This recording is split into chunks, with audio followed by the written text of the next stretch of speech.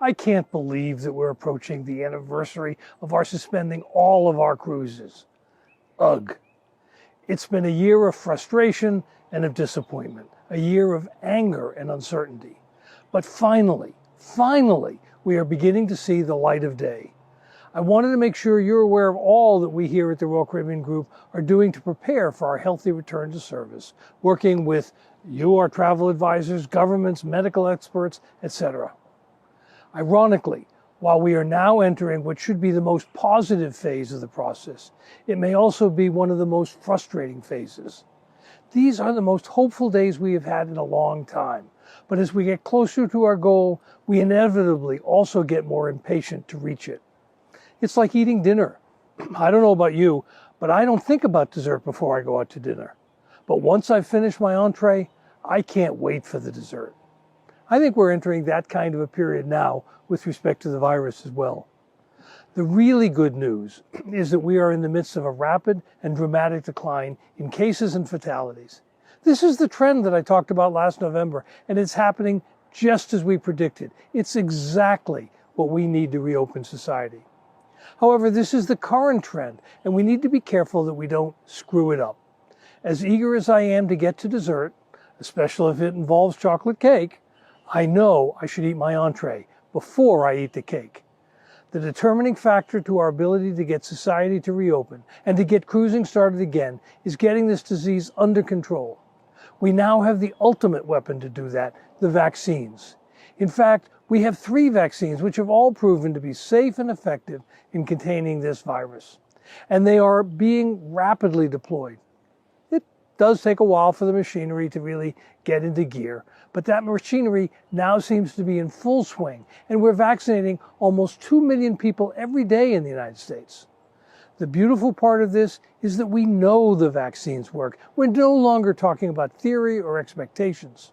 For example, in Israel, where the level of vaccinations is one of the highest in the world, the drop in cases has been clear and beautiful to watch. The statistics are impressive. Now, in the test phase, the vaccines were 95% effective. But in the real world, they've done even better and have demonstrated a 99% efficacy against anyone getting seriously ill from the disease. Speaking of Israel, we announced today that Royal Caribbean International will soon be starting cruise operations from Israel, going to Greece and to Cyprus. And we will be doing this on our newest ship, Odyssey of the Seas, which delivers in about a month. All crew will be vaccinated, and all guests over 16 will be vaccinated. This is a big deal. It will give us a new opportunity to demonstrate in a tangible way how we can accomplish our goal of operating cruises in an appropriate and safe manner. The question is no longer, when will cruising resume? It already has resumed. Odyssey of the Seas will be our 5th ship operating around the world and is very much a part of our ramp-up. As you know, we've been operating in Singapore and the Canary Islands for some time. MSC is operating in Italy, and soon now we will be operating in Israel, Greece, and Cyprus. Cruising has restarted, and it will ramp up nicely. We're well aware that COVID-19 isn't going to be eradicated, and it will always be possible that there will be cases on ships, just as there will be cases on land. However, I believe it's also possible to establish strong protocols to deal with those cases when they arise. Our goal is to isolate individual cases so they don't become an outbreak which ruins the vacation of everyone else. Our isolation and contact tracing protocols will help isolate the few cases that do occur, and we believe that these protocols will be an important element in our ability to ramp up cruises in a reassuring manner.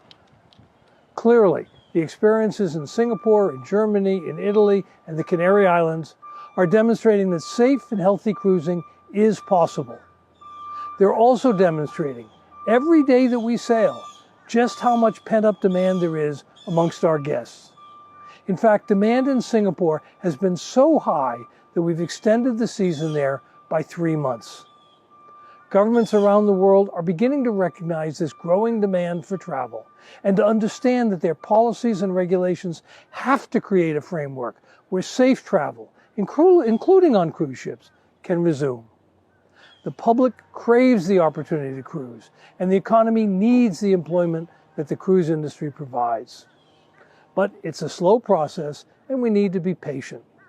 I am so eager to get back to normal business that I could scream, but we need to do this carefully and methodically. At the Royal Caribbean Group, we've taken steps to protect our financial strength, and we're trying to help our travel advisor friends get through these last few months with our RCL Cares program. So this raises the question of whether we will require vaccines on all of our sailings.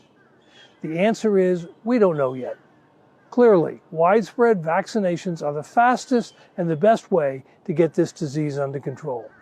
We expect to vaccinate all our crew members against the disease, and they have indicated an overwhelming desire to be vaccinated. Whether we will require vaccines of all of our guests on all of our ships hasn't been decided yet, but we are prepared to go where the science leads us. There's no doubt that we are finally making progress against COVID, but this fight isn't yet over.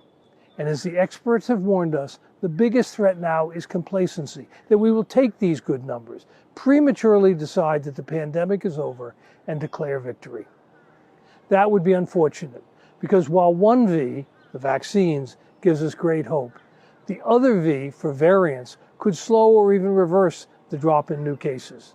Studies are being done on the several variants appearing around the world and here in the U.S. So far, it appears that the variants will slow our progress, but they won't stop it.